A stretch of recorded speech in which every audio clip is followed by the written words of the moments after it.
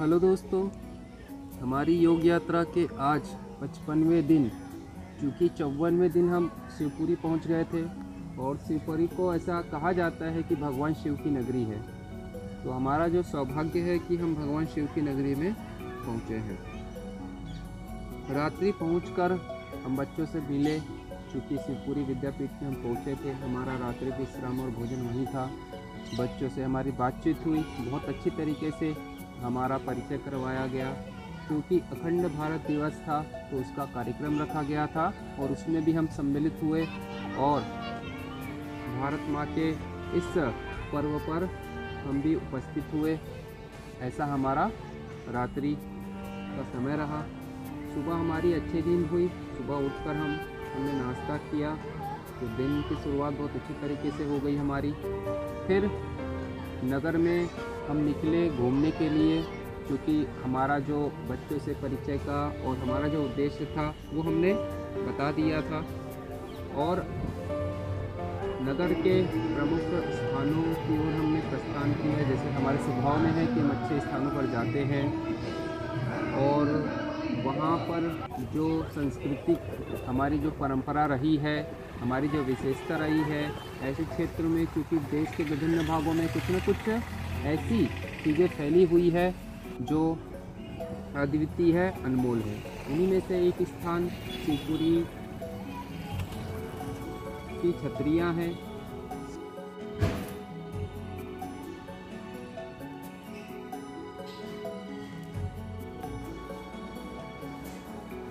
शिवपुरी में सिंधिया परिवार की छतरियाँ बनी हुई है। छतरियाँ अर्थात परिवार के किसी सदस्य का मृत्यु को प्राप्त होना और उनकी याद में और उनकी अस्थियों को ऐसे स्थान पर रखना, इनको छतरियाँ कहा जाता है। जैसे हमने ओरछा में भी देखा था।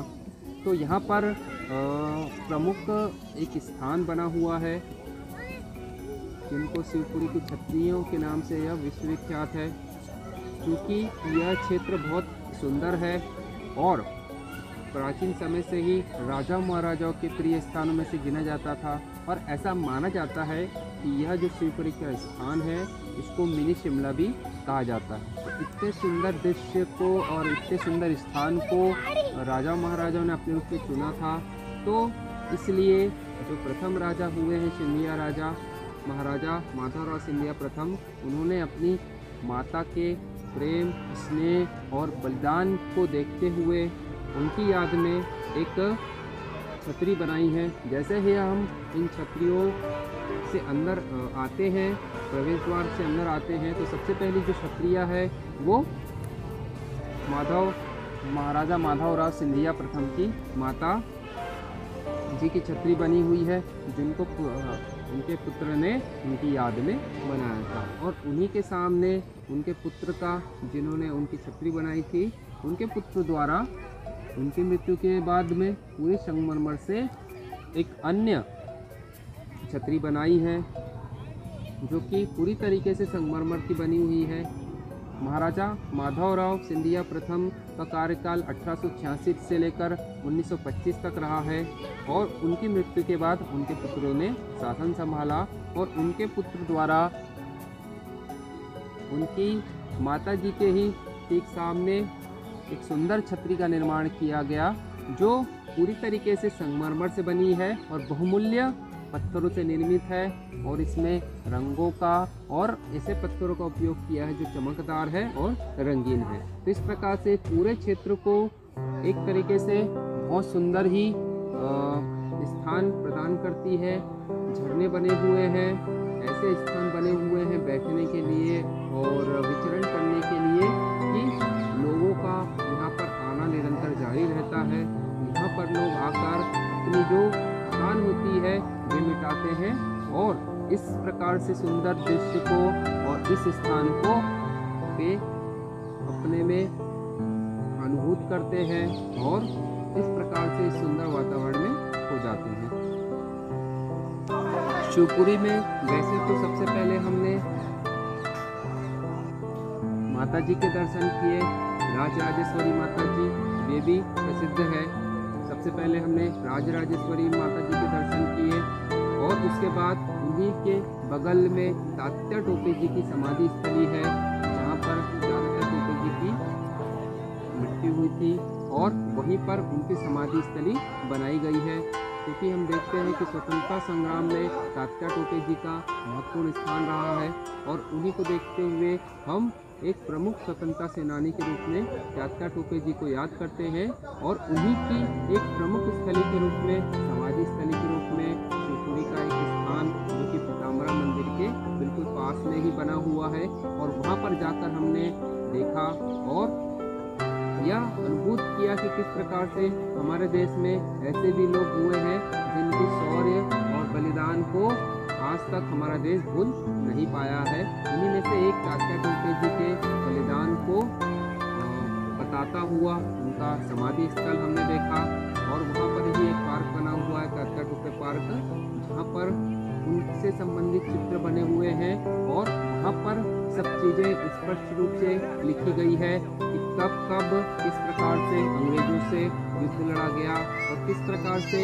उनके ही एक विश्वास पात्र ने धोखा देकर उनको पकड़वाया और यहाँ पर जेल में उनको कुछ दिन रखकर फांसी की सजा दी गई और अंततः उनको फांसी दे दी गई। तो इस प्रकार से जो हमारा पहला जो शिवपुरी में प्रमुख जो स्थान रहा है वो माँ राजराजेश्वरी मंदिर था। सेकंड जो स्थान था वो था तात्या टोपे समाधि स्थल। जो तीसरा प्रमुख स्थान था वो चमत्कारी हनुमान मंदिर था। क्योंकि हम हनुमान मंदिर गए थे किंतु हनुमान मंदिर बंद था। हमने कांच के उस पार हनुमान जी के दर्शन किए। बहुत अच्छी वह मूर्ति थी, बहुत ही सुंदर उनका स्वरूप था और हमारे दर्शन करने के बाद जैसे हम बाहर निकले तब हमें पता चला कि यहाँ पर भारत सरकार द्वारा एक म्यूजियम बनाया गया है, पुरातत्व विभाग बनाया गया है, जहाँ पर मध्य प्रदेश के विभिन्न भागों से, आसपास के भागों से जो पुरातन की चीज़ें मिली है उनको संग्रहित करके बहुत अच्छी तरीके से रखा गया है। और ये हमारा सौभाग्य था कि हमको ये जानकारी मिली और हम उस स्थान पर म्यूजियम पर देखने के लिए गए। और दोस्तों एक बात ये भी है कि म्यूजियम में जाने का और वहाँ पर चीज़ों को देखने का कोई शुल्क नहीं लगता है, तो ये बहुत अच्छी बात है। सरकार ने बहुत अच्छी तरीके से वहाँ पे प्रबंध किया हुआ है। बहुत पोस्टर और कहानी चित्रों के माध्यम से और चित्रों में बहुत सारी चीज़ों की स्थिति स्पष्ट की गई है और उनको देखकर हमारे जो प्राचीन व्यवस्था किस प्रकार से रही होगी और कौन सी चीज़ कहाँ से प्राप्त हुई है और किस प्रकार से उपयोग में रही होगी और किस सन में उसका उपयोग होता था और किस सन की वह या तो मूर्ति है या बर्तन है, तलवार है, बंदूकें हैं, इस प्रकार की चीज़ें प्राप्त हुई है। तो भारत सरकार द्वारा शिवपुरी में एक म्यूजियम पुरातन विभाग स्थापित किया गया है जो बहुत ही सुंदर है। अगर आपको भी समय मिले तो आप बिल्कुल आइएगा। इसके लिए अलग से हम आपको वीडियो बनाएंगे, एक तात्या टोपे जी के ऊपर और दूसरी म्यूजियम के ऊपर, तब हम आपको विस्तार से उनके फोटोग्राफ्स और जो जानकारी हमें प्राप्त हुई वो जानकारी आपको उपलब्ध करवाएंगे। इसी कड़ी में जो चौथा पांचवा महत्वपूर्ण स्थान था वह है महाराज की छत्रियाँ। महाराज जो सिंधिया रहे हैं उस समय इस क्षेत्र में उनकी छत्रियाँ, जैसा कि मैंने बताया आपको कि जो पहली छतरी है वह महाराजा माधवराव सिंधिया ने अपनी माता की याद में बनाई है और उसी प्रकार से उनकी छतरी उनके पुत्रों ने उनकी याद में, जो कि पूरी तरीके से संगमरमर से बनी गई है और उस प्रकार से इसको ऐसा स्वरूप देने का प्रयास किया गया है जैसे यह ताजमहल के रूप में सदृश्य में दिखे।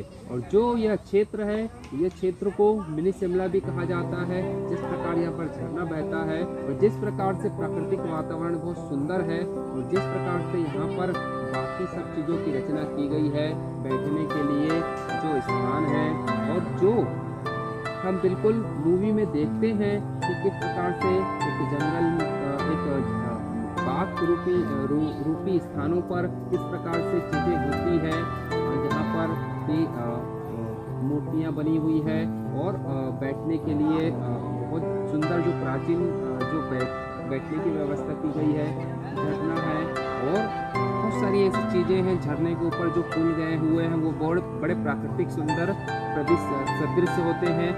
जैसे हम पिक्चरों में देखते थे कि किस प्रकार से वो सुंदर सुंदर वो नाले के उस पार जाने के लिए जो जिस प्रकार से छोटे छोटे पुल बनाए जाते थे, जहाँ पे खड़े होकर बातचीत की जाती थी और जहाँ पर बैठा जा सकता था। इस प्रकार से बहुत बड़ा यह क्षेत्र है जहाँ पर लोग अति मात्रा में उपस्थित होते हैं और इस प्रकार से इस पल का, उस समय जो परिस्थितियाँ रही होगी उसका और इन क्षेत्रों का लाभ उठाने आते हैं। जो प्राकृतिक सुंदर है उसकी बात करें तो बहुत ही सुंदर है।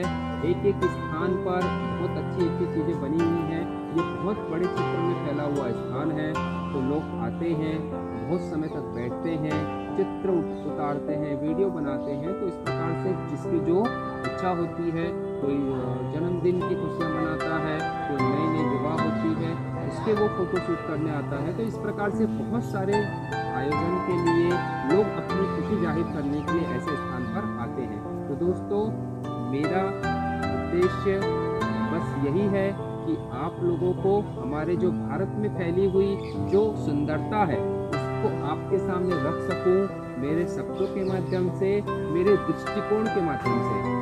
और एक संदेश ये भी है कि आप लोग योग द्वारा अपने आप को स्वस्थ रखें, ताकि जो आने वाला जो समय है वो हम अच्छी तरीके से, खुशहाल तरीके से जी सके, क्योंकि स्वस्थ शरीर में ही हम अपनी इच्छाओं की पूर्ति कर सकते हैं। बीमार शरीर में हम अपनी इच्छाओं को पूरा नहीं कर सकते हैं। तो जैसे भी हो, योग के किसी माध्यम के द्वारा भी आप अपने आप को स्वस्थ रखें और आने वाले समय में आप सुखी और संपन्न जीवन व्यतीत करें। इसी कामना के साथ में दोस्तों, हमने जो संकल्प लिया है भारत यात्रा का, साइकिल से पूरे देश की हम यात्रा कर रहे हैं और उसी एक कड़ी में आज 55वां दिन है। 54वें दिन हम पहुंच गए थे। 55वें दिन हम जिन जिन स्थानों पर गए हैं उसकी जानकारी आपको दी और साथ साथ में एक मैसेज आपको ये भी दिया कि आप अपने आप को संस्कृति से जोड़ कर रखिए, आप अपने आप को परंपरा से जोड़ कर रखिए,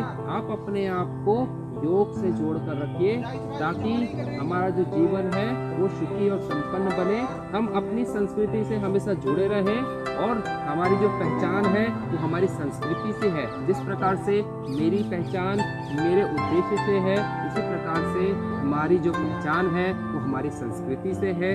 लोग जो विश्व स्तर पर हमको जानते हैं, हमारी संस्कृति के कारण जानते हैं। उन्हें पता है कि भारत के लोग हैं, संस्कृति प्रिय जो लोग हैं, यहाँ की जो परंपराएं हैं, यहाँ की जो संस्कृति है और यहाँ की जो धरोहर है वो अद्वितीय है, अनमोल है। इसको हमें संभाल कर रखना है और हमें ही इसको आगे बढ़ाना है। हमें किसी भी प्रकार से किसी भी चीज़ों को नुकसान नहीं पहुँचाना है, बल्कि उनको संरक्षित करते हुए आने वाली पीढ़ी को उससे सुंदर रूप में प्रस्तुत करें, ताकि वे भी हमारी संस्कृति को जो खत्म हो चुकी है, जो प्राचीन परंपराएं हैं, जो प्राचीन व्यवस्थाएं हैं जो खत्म हो चुकी है, उनको वो इस प्रकार से इन स्थानों पर देखकर समझ सके और जान सके कि किस प्रकार से भारत विश्व गुरु था और किस प्रकार से हमारे पास विभिन्न संसाधन थे और किस प्रकार से हम खुशहाल थे और किस प्रकार से हमारे पास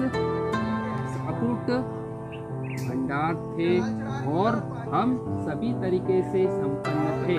तो दोस्तों, भारत यात्रा की इस कड़ी में आज के लिए इतना ही।